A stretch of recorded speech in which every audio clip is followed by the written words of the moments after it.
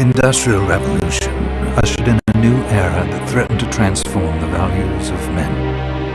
No longer would spirituality be their compass, but not all welcomed the change.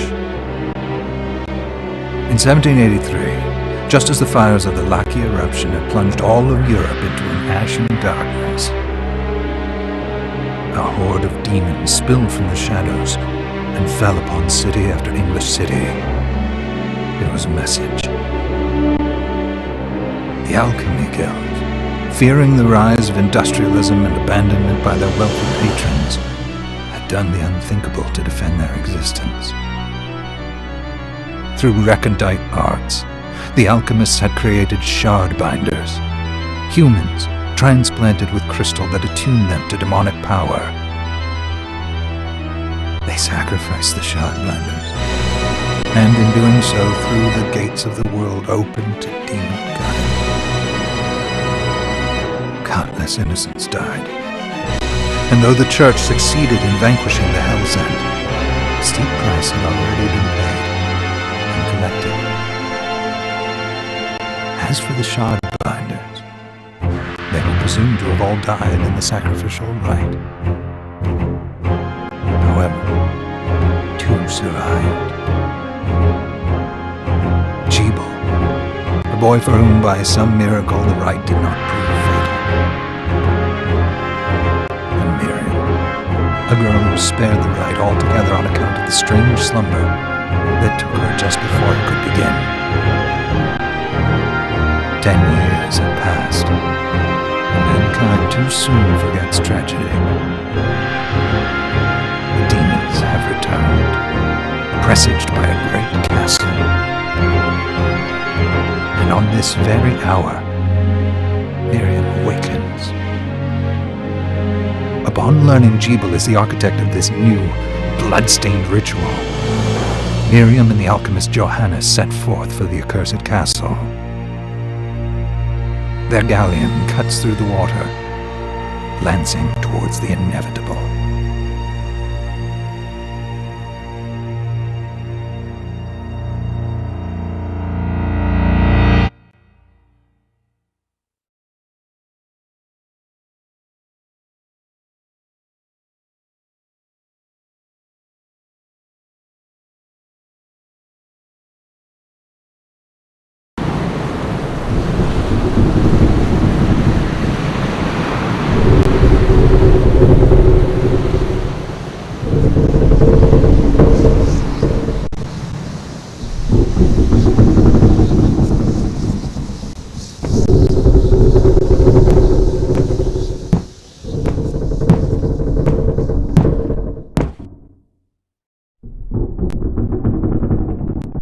Johannes, are you certain it was... It was Jebel's doing, Miriam. No mistake. It's so hard to believe. I wouldn't even be alive if not for him. He's a good soul. I know how you feel. But the facts are apparent.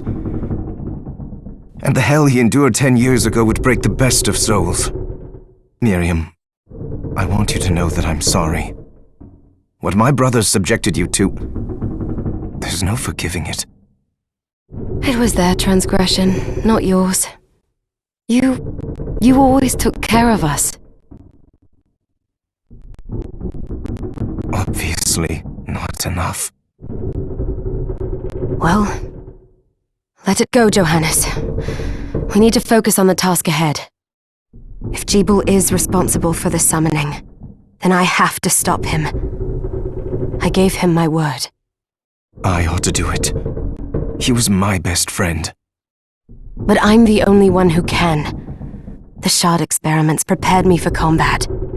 Let them amount to something. 10 whole years. What put me in that sleep? I wish I had the answer. All I know is the spell that stopped time for you was advanced, arcane. But by observing the ebb of the magic's hold on you, I was able to predict exactly when you would wake up. Oh, I see. We'll make landfall soon. You should get ready. I had the chest there packed with essential equipment. Now would be a good time to put it on.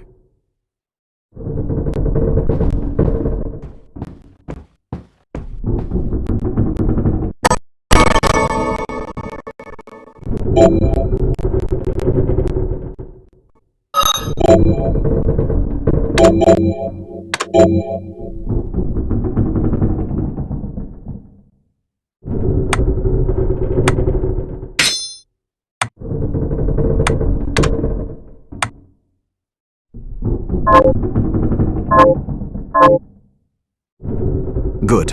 You're prepared. The next order of business is to...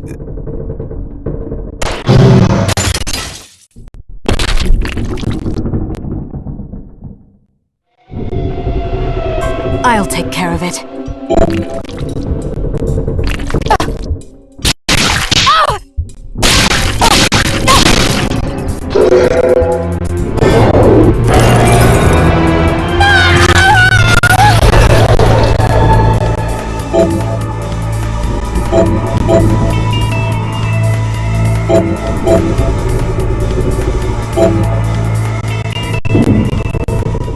Was that a shard? I'd forgotten the way it felt. Like uninvited claws scraping across my bones.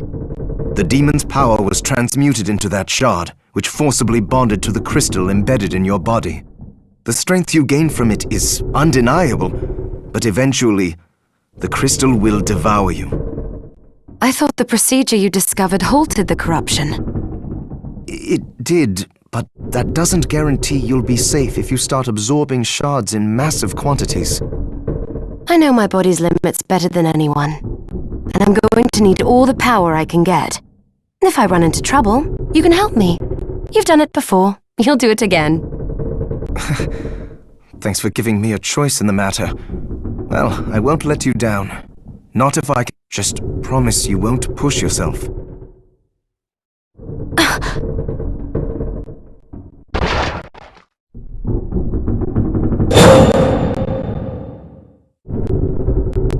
How did they get inside?